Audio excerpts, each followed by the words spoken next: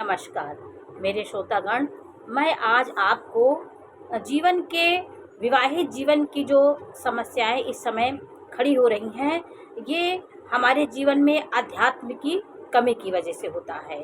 आपके जीवन में जो सुख दुख मिलना होता है, जिस पक्ष से आप किसी कर्म से दुर्बल है, उससे आपको कभी सुख नहीं मिल पाएगा।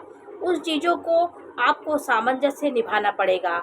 आपकी कुंडली में यदि आपको विवाहित जीवन आपका सुख नहीं है, आपका ये पक्ष दुर्बल है, तो उसको आप पूजा पाठ करके आध्यात्म से जुड़ करके उस रिश्तों को निभाने की कोशिश करिए। उनसे हमें सुख नहीं मिल सकता है। तो जीवन जीने के लिए हम आध्यात्मिक ज्ञान हमारा बहुत ज़रूरी होता है, क्योंकि पति जो होता है वो जीवन का भरण पोषण करने वाला होता है।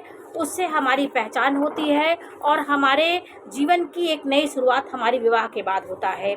इसलिए जल्दीबाजी में कोई फैसला नहीं लेना चाहिए और आध्यात्म से जुड़कर कोशिश करके अपने जीवन को बचाना चाहिए। कुछ पक्ष होते हैं तो जीवन में हमें नहीं मिलना है, वो हमें नहीं मिलते हैं, तो आप उसके पीछे पड़ के अपने और जीवन को व्यर्थ ना करें। आपके पास शिक्षा है तो आप शिक्षा से आगे बढ़िए। आप रिश्तों को, जो रिश्ते आपके खराब हैं उनको आप कभी भी निभा नहीं सकते हैं। और कुंडली में भी आपके कुछ ऐसे दोष होते हैं, 12 भाव में कुछ ऐसे भाव होते हैं जिससे आप एकदम बहुत संपन्न होता, जैसे आपके धन के मामले में संपन्न होंगे, कोई अपने संतान के मामले में संपन्न है, कोई वैवाहिक जीवन से संपन्न है, खुशी है, और कोई कैरियर के मामले में तो हर चीज़ का एक हर कुछ नहीं मिल सकता है। आप धनाढ्य हैं, बहुत धनी है, कभी आप देखिए बहुत धनी लोग हैं, उनके संतान नहीं होती है। तो ये सब चीज़ें पूर्व कर्मों के अनुसार हमें सब सुख धरती पे पूर्व कर्मों के अनुसार ही मिलते हैं। कुंडली में कुछ ऐसे लग्न भी होती हैं जिसको हम यदि पालन करेंगे कि हम उसको देखेंगे। अगर मेरी कुंडली शादी हो गई, बाद में हमने कुंडली मिलाई, जो आपके मतभेद होता है, झगड़े होते हैं, वो आपके ग्रहों से भी होते हैं।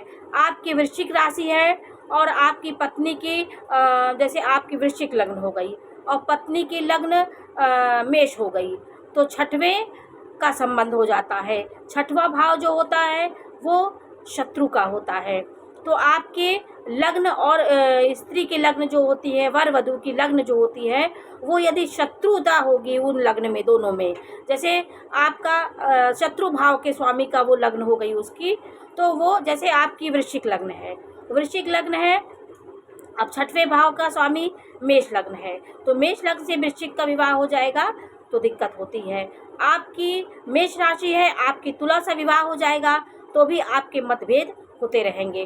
कुंडली में भी ऐसे योग होते हैं, यदि आपका विवाह हो गया है, बाद में आपने ये सब योग को देखा, तो आप अपने संयम से रह करके अध्यात्म से जुड़ करके भी अपने कलह को शांत कर सकते हैं और जीवन को नई दिशा दे सकते हैं। विवाह विच्छेद की स्थिति कैसे पैदा हो जाती है? आपके सप्तम भाव के स्वामी को आपको देखना है।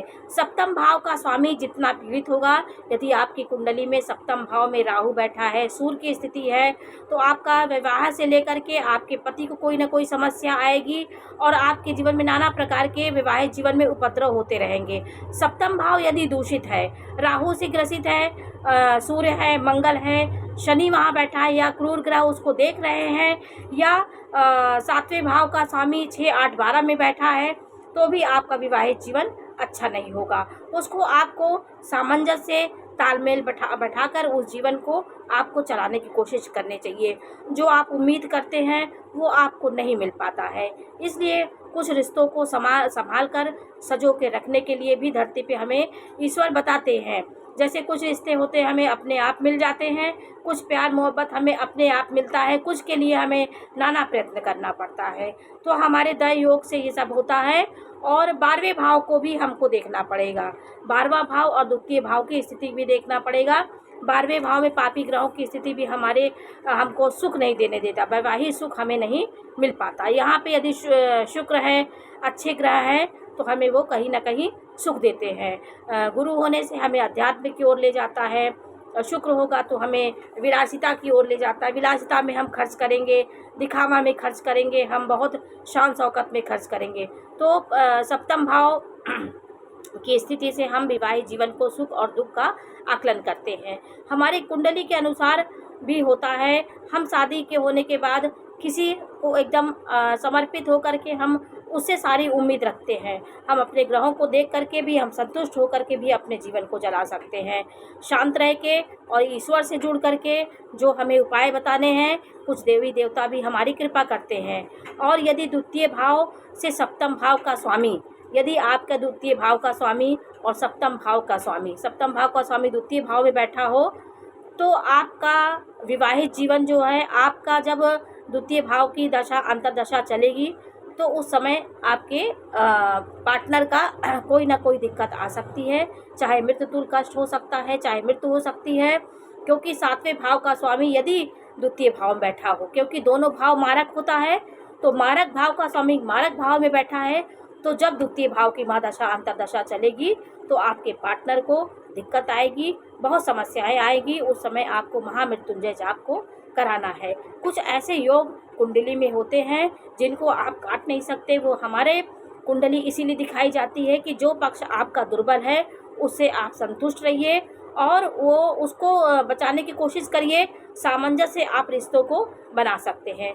तत्काल कोई निर्णय नहीं लेना चाहिए। और यदि आपके वर वधू का पंचम भाव यदि दूषित है, पंचमेश का स्वामी पाप प्रभाव में है, अष्टम पाप प्रभाव में है, 6, 8, 12 में है और वहाँ सूर्य बैठा है, राहु बैठा है, तो संतान उत्पत्ति में बहुत बाधाएं आती हैं।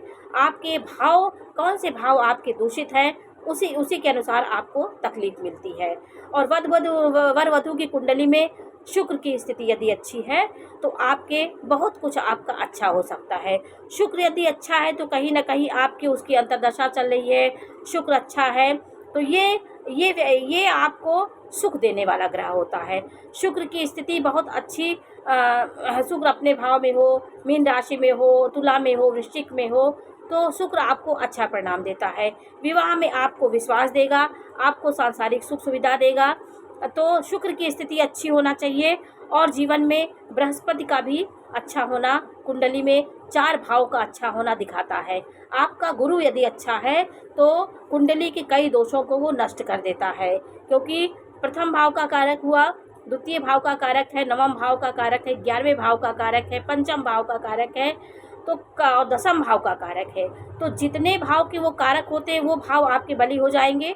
एक ग्रह यदि आपका अच्छा है, शुक्र अच्छा है, तो आपके वैवाहिक जीवन में आपके सुख सुविधाओं को आपको प्रेमी बना देगा। आपको प्रेम धरती पे रिश्तों को सजोने की क्षमता आप में हो जाएगी।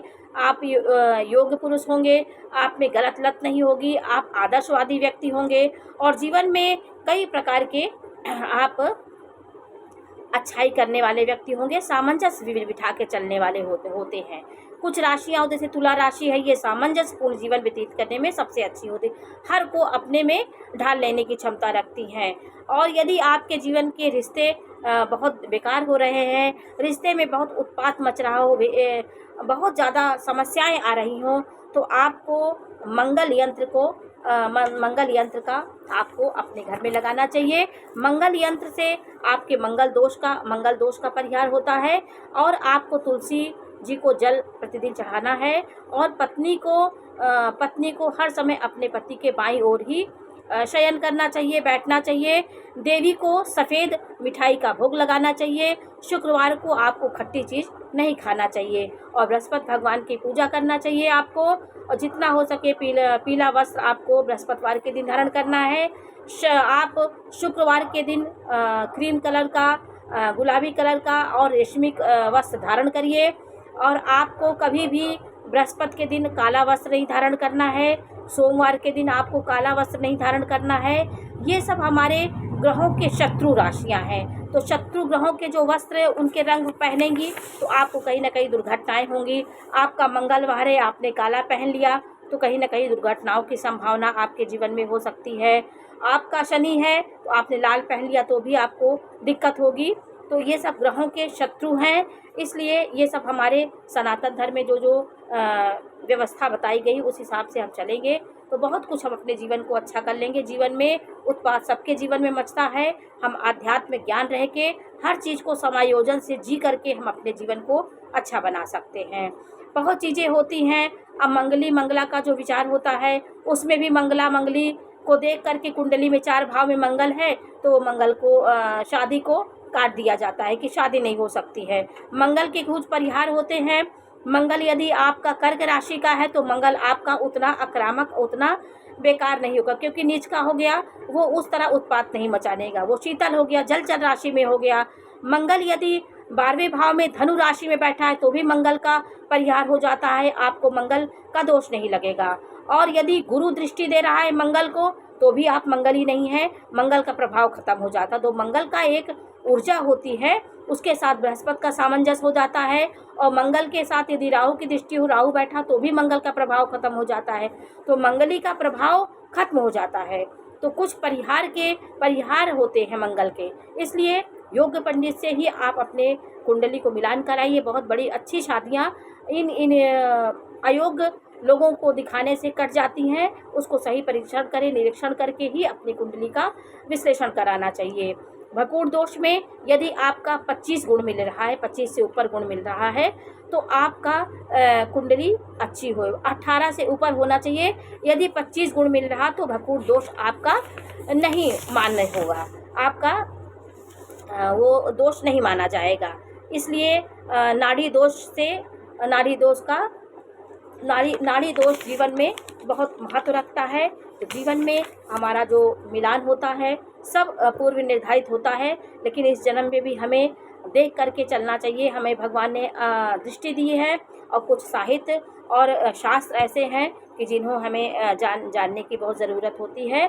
और स्त्री की कुंडली में मैंने पहले भी बताया था कि स्त्री कुंडली में बृहस्पति यदि अच्छा है तो स्त्री का वैवाहिक जीवन कहीं ना कहीं टूटने नहीं पाएगा। यदि सप्तम भाव में शुभ ग्रहों की दृष्टि पड़ रही हो, जैसे बृहस्पति की दृष्टि पड़ रही हो, तो आपका विवाहित जीवन टूटने नहीं पाएगा। जब अशुभ ग्रह ज़्यादा हो और कोई शुभ ग्रह की दृष्टि नहीं होती है तो आपके तलाक की नौबत आ जाती है और विवाह टूटने की संभावनाएं हो जाती हैं।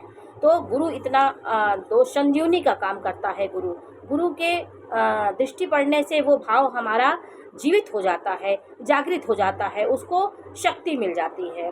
तो आज मैंने आपको ग्रहों के बारे में जानकारी दी और कुंडली में कौन ग्रह खराब होने से क्या होता है और क्या किसका पालन करना चाहिए हमें विवाह जीवन में, इस सब बारे में मैंने जानकारी दी। ये जानकारी आपको कैसे लगी हमें अवश्य बताइए। चैनल को लाइक करिए, सब्सक्राइब करिए। मैं इसी प्रकार की जानकारी देती रहूँगी। नमस्कार।